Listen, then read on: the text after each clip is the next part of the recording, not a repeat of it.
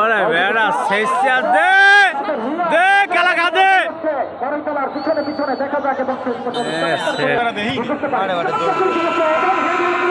দে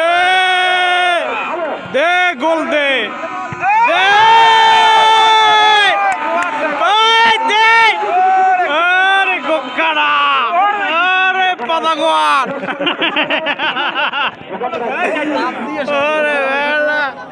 শেষে যায় ওনা বলে আসুন ভাই বিলাই ঠিক আছে তোর মুই যাই কি ভালো খেল এটা এর 12 উঠে গেছে না